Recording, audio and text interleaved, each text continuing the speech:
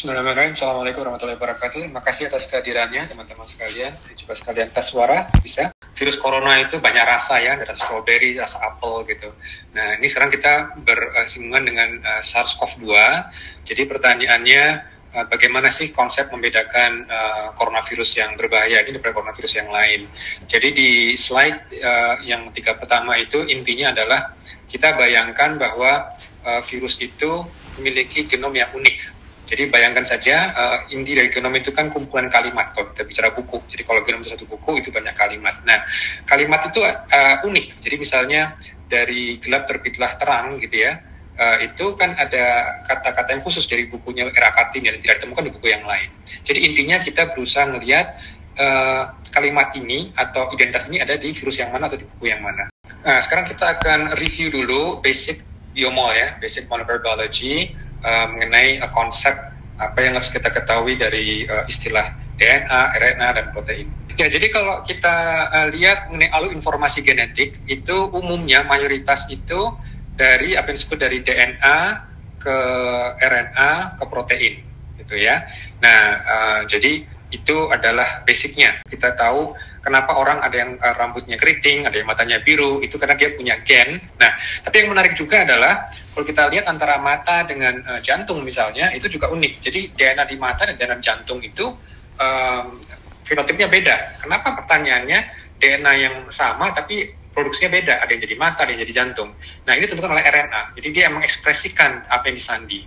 Nah, dari RNA ini nanti dia akan menyandi protein. Nah, kalau kita bicara virus gitu ya, itu nanti bisa menentukan itu dari susunan kalimat yang ada di DNA itu akan menentukan fenotip si virusnya itu. Jadi reseptornya seperti apa nantinya, produk proteinnya seperti apa, itu ditentukan dari situ. Untuk melihat materi DNA, karena DNA itu sangat sedikit, tentu kalau kurang kita tidak bisa mendeteksinya ya, kita nggak bisa menganalisanya. Makanya kita lihat dari alam itu apa yang terjadi. Dari proses DNA ke RNA, dan ke protein itu cukup kompleks. Dan DNA sendiri perlu ada sistem perbanyakan. Jadi misalnya ketika kita perlu memperbanyak sel gitu ya, misalnya kita dari bayi sampai besar gitu, sampai dewasa, itu kan selnya bertambah banyak. Nah, supaya sel bertambah banyak, maka materi DNA perlu digandakan dulu. Nah, secara alami kita punya namanya DNA polimerase gitu kan. Nah, bagaimana cara DNA digandakan itu dipelajari oleh para ilmuwan, dan mereka berpikir, bisa nggak proses penggandaan DNA ini kita lakukan secara artifisial di laboratorium, gitu ya, tanpa sel lagi. Cukup ambil DNA saja, lalu kita kembang biakkan. Jadi misalnya kita temukan DNA dinosaurus misalnya, lalu kita berusaha melihat kira-kira seperti apa DNA-nya, itu digandakan. Nah, penggandaan ini dengan teknik PCR, ya. Dengan PCR adalah polymerase chain reaction. Dari polymerase chain reaction ini atau singkat PCR itu biasanya untuk mendeteksi DNA. Nah, tapi masalah kita sekarang adalah SARS-CoV-2. SARS-CoV-2 itu virus RNA seperti yang Mbak Sisi tadi katakan. Berarti kita tidak bisa langsung mengambil materi virus RNA ini langsung di PCR, itu nggak bisa. Karena dari materi RNA ini dia harus dikembalikan dulu ke materinya ke materi DNA. Jadi kita ada proses namanya reverse transcriptase. Apa itu fungsi dari reverse transcriptase atau singkat RT? Itu supaya format bentuk RNA itu dikonversi dulu ke DNA, gitu ya. Karena mesin PCR itu hanya bisa mengenali kalau analitnya adalah DNA. Nah, makanya singkatnya kalau kita sering dengar teknik pemeriksaan SARS-CoV-2 itu disebut RT-PCR. Jadi reverse transcript PCR. Tapi kita juga dengar nih di media, ada yang mengatakan real-time PCR. Ini kan juga RT-PCR juga kan? Nah, lalu apa itu bedanya RT yang tadi reverse transcript sama juga namanya ada RT yang artinya real-time. Jadi begini, kalau kita bicara deteksi, itu tergantung sensitivitas deteksinya. Nah, jadi apa yang disebut dengan real-time PCR, itu adalah upaya untuk menvisualisasi DNA yang teramplifikasi. Jadi ketika proses PCR, yang tadinya DNA cuma ada satu pasang, dia digandakan menjadi 2 pasang, 2 menjadi 4, 4 menjadi 8, 8 menjadi 16, 16 menjadi 32, dan selanjutnya. Nah, ketika kita tambahkan di dalam reaksi PCR itu, zat yang bisa berpendar atau fluorescence, maka kenaikan penggandaan tadi bisa kita lihat real time. Jadi ketika mesin sedang bekerja, yaitu rata-rata PCR itu perlu waktu sekitar 2 jam, kita bisa melihat secara real time. Karena apa? Di situ kita tambahkan fluorescence. Nah, nanti bisa dilihat di gambar ini, itu ternyata ada kenaikan fluorescence. Jadi kalau teman-teman perhatikan di slide yang terakhir ini, di situ di angka 0 itu artinya reaksi belum mulai, dan itu siklusnya bertambah. Jadi di sumbu X itu adalah jumlah siklus. Seperti kita lihat, yang namanya perpendaran yang warna hijau itu akan naik setelah siklus ke-15 misalnya. Itu menunjukkan bahwa DNA mulai tergandakan. Nah, di sini kalau perhatikan juga, itu di bagian X ada tulisannya CT, CT value istilahnya. CT value ini menunjukkan pada siklus keberapa DNA mulai terdeteksi. Artinya apa? Semakin kecil angka CT-nya, artinya materi genetik di awal tadi ketika melakukan PCR itu lebih tinggi dibandingkan misalnya sampel yang CT value-nya katakan di angka 30 misalnya, ya. Jadi ini kita bisa juga mengatakan bahwa teknik real time PCR itu kuantitatif real time PCR. Maka sebetulnya deteksi dari SARS-CoV-2 ini technically disebut real time, ya, kuantitatif real time reverse transcript PCR. Jadi QRT-RT-PCR. Tapi ya supaya nggak terlalu panjang disebut RT-PCR saja. Sekarang kita akan belajar kasus, ya, kasus COVID-19 ini contoh profil pada pasien. Makanya kita akan berusaha terapkan apa yang kita pelajari barusan. Jadi dalam kasus ini si pasien diperiksa hampir dibilang berkala. Jadi misalnya pada hari ke-10, hari ke-15, hari ke-20, hari ke-25, dan hari ke-30. Lihat itu di sumbu X. Dan pasien ini diperiksa dengan 2 macam pemeriksaan. Yang satu dengan pemeriksaan RT-PCR, itu diwakili dengan garis ungu. Dan pasien yang sama juga diperiksa dengan tanda kutip rapid diagnostic. Ini juga yang lagi rame ini, yang berbasis antibody. Itu lebih cepat, itu butuh waktu hanya 20 menit. Itu yang warnanya biru dan warnanya merah.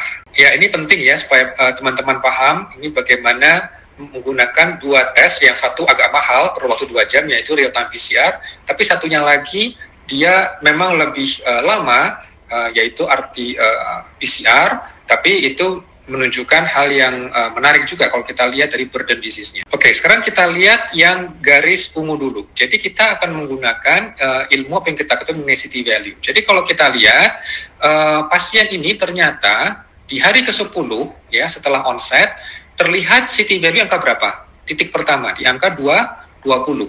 Lalu, di hari berikutnya, hari ke-12 mungkin, CT value-nya tiba-tiba menurun menjadi, sudah gini ya, dia menaik jadi angka 40. Ingat, semakin tinggi CT value-nya, berarti semakin sedikit jumlah awal materi genetiknya. Jadi artinya, ketika pasien ini sedang dirawat, awalnya tinggi, tapi sedang berjalannya hari justru menurun, menghilang. Di hari berikutnya, dikatakan hari ke-15, itu ternyata CT value-nya turun lagi, sekitar angka 20. Nah, ini menunjukkan apa? Ketika CT value-nya kecil, berarti burden disease-nya tinggi. Dan ini kita bisa lihat trennya, itu ternyata memang bervariasi. Makanya di sini penting untuk diingat, jangan sampai pasien hanya diperiksa sekali, tapi mungkin harus berkali-kali.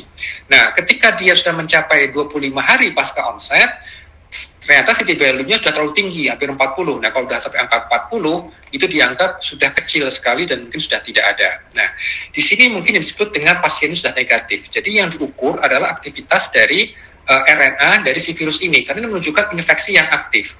Tapi di sisi lain, kita lihat data antibody. Kalau kita lihat data antibody, itu tidak selalu bersamaan dengan data PCR. Jadi kalau kita lihat ketika data PCR menunjukkan virus RNA terdeteksi, bahkan siklus CT-nya sekitar 20, antibody belum terbentuk, masih sekitar 0.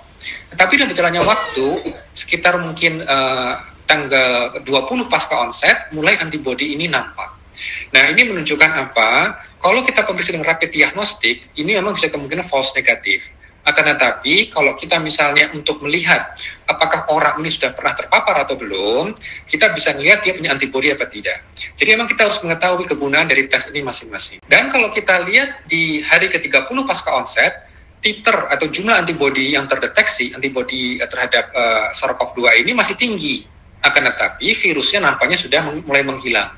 Jadi makanya kalau misalnya kita tes, kita tidak bisa mengatakan antibodinya positif, berarti dia terkena, dia sedang ada aktif infeksi. Belum tentu, dia hanya mengatakan bahwa ya dia pernah terpapar. Nah, kalau misalnya kita melihat untuk screening di bandara, rapid diagnostik mungkin sangat menjanjikan karena waktu cuma 20 menit sambil menunggu di conveyor belt, tapi kita minimal supaya aware bahwa orang ini sudah pernah terinfeksi. Oke, kalau tadi saya menceritakan mengenai flow dari naik turunnya virus RNA dari virus ini yang memperkirakan apakah infeksi aktif atau tidak. Sekarang kita akan membahas terkait dengan sumber sampel. Di slide nomor 12 ini saya ingin menceritakan bahwa dari pasien ini itu ternyata tergantung bagaimana kita mengambil sampel itu bisa menghasilkan tingkat positivitas yang berbeda. Di sini yang paling jelas adalah begini, kalau kita ambil sampel darah itu positivitasnya kecil sekali, cuma satu yang positif dari 300. Tapi kalau kita mengambil sampel dari apa yang disebut dengan bronchoalveolar lavage, itu paling tinggi, 93%. Tapi ngambilnya setengah mati, itu pasien harus di anestesi gitu ya, dan itu perlu keahlian khusus. Nah, sementara yang paling relatif lebih mudah adalah swab dari tenggorok atau dari nasopharyngeal, dan itu positivitasnya sekitar 70%. Ini menunjukkan bahwa bagaimana kita samplingnya, sampelnya sumbernya dari mana, dan kapan dia disampling itu menentukan. Makanya biasanya ketika pasien dirawat itu tidak disampling cuma sekali, tapi juga bisa berkali-kali. Nah, berikutnya saya akan mengajak teman-teman untuk mengetahui apa yang disebut dengan standar kualitas laboratorium, terutama untuk diagnostik molekuler. Ini terima kasih kepada detik.com sudah mengangkat isu ini terkait dengan kendali mutu, yaitu untuk melakukan audit ya secara independen terhadap kinerja Kemenkes kemarin. Jadi intinya dalam prosedur diagnostik molekuler itu kita perlu misalnya disebut dengan validasi metode. Validasi metode itu menunjukkan bahwa kit atau prosedur yang kita gunakan, kita harus tahu bagaimana sensitivitasnya dan bagaimana spesifisitas. Sensitivitas adalah seberapa sensitif teknik ini bisa mendeteksi. Jadi kalau ada 100 kasus positif, kalau dia sensitif ada 100 kasus dia bisa deteksi semuanya. Kalau dia spesifik, itu artinya apa? Dia bisa membedakan apakah teknik ini bisa membedakan SARS-CoV-2 dari flu biasa. Jadi di sini kalau kita terima kit dari manufacturer, itu data itu ada di instruction sheet-nya gitu ya. Tapi kalau misalnya kita kembangkan sendiri, merakit sendiri, ya kita harus melakukan studi validasi dari sampel yang sudah terbukti dia positif.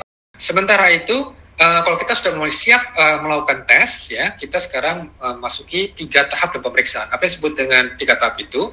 Tahap pra-analitik, tahap analitik, dan pasca-analitik. Pada tahap pra-analitik, ini kita tujuannya adalah memastikan sampelnya diambil dengan benar, integritas sampel masih terjamin. Jadi misalnya ketika sampel disimpan dalam suhu 4 derajat, itu betul-betul dalam 4 derajat, dan ketika dikirim ke laboratorium tetap dalam suhu 4 derajat. Kenapa? Karena ini virus RNA, dan memang RNA itu cenderung lebih labil daripada sampel DNA. Dan kita juga harus tahu kapan dia diambil, dan kita juga harus tahu dari mana sumber itu diambil. Jadi nanti pentingnya kita bisa nanti kilas balik, kalau ternyata hasilnya negatif, kita bisa menjelaskan kenapa kira-kira dia negatif. Setelah pra-analitik ini selesai, kita catat semua, kita masuk ke fase analitik. Di fase analitik ini pentingnya melakukan apa disebut kontrol. Jadi asumsinya siapa tahu regensianya mungkin sudah rusak atau regensianya ternyata tidak stabil gitu ya.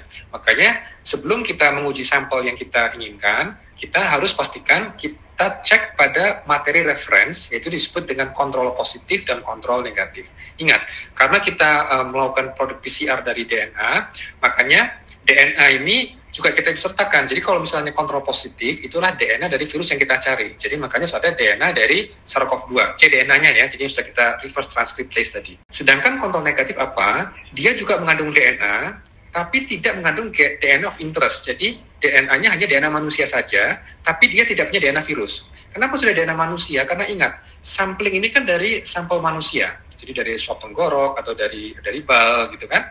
Nah makanya kalau misalnya kita lihat, kalau kontrol positif, dia harus ada sinyal yang positif dari virus, dan kalau kita cek di kontrol negatif, dia tidak boleh menunjukkan sinyal positif dari virus, tapi harus menunjukkan sinyal positif dari DNA manusia.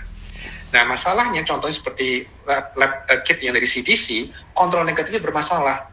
Sehingga lab tidak bisa buat keputusan, ini negatif karena masalah di kitnya atau true negatif dari pasiennya. Ini makanya penting dari sini untuk melihat keandalan dari kit yang dipakai. Dan yang terakhir adalah terkait dengan post analytic. Kalau post analytic adalah keputusan untuk interpretasi raw data. Jadi biasanya kalau kami di laboratorium, setelah teknisi melakukan pekerjaan, nanti supervisor dan kepala laboratorium akan mereview dari raw data yang seperti ini, bagaimana kesimpulannya. Misalnya CT value-nya di angka yang borderline nih, 39. Jadi misalnya kita tetapkan CT value 40 itu negatif misalnya. Nah, ini di angka 39, callingnya apa? Misalnya gitu. Nah, nanti keputusannya mau diulang apa tidak, itu tanggung jawab itu ada di kepala laboratorium. Nah, di slide yang terakhir, ini hanya untuk menunjukkan saja gambarannya bahwa emang virus ini suka ngumpet di area pernafasan dan kalau saya tadi bilang BAL ya, bronchoalveolar lavage itu emang yang paling istilahnya agresif karena harus diambil masuk ke dalam ya, sampai ke paru-paru yang dalam.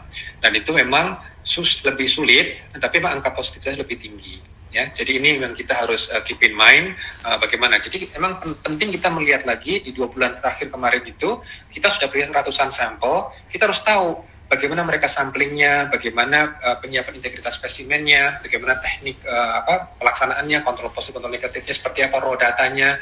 Itu semua mungkin perlu kita lihat supaya jangan sampai kalau kita meluaskan ke lab-lab yang lain, mereka mengulang kesalahan yang sama. Gitu ya. Jadi ini bukan untuk mencari kambing hitam, bukan, tapi supaya untuk perbaikan kualitas ke depannya. Ya, terima kasih.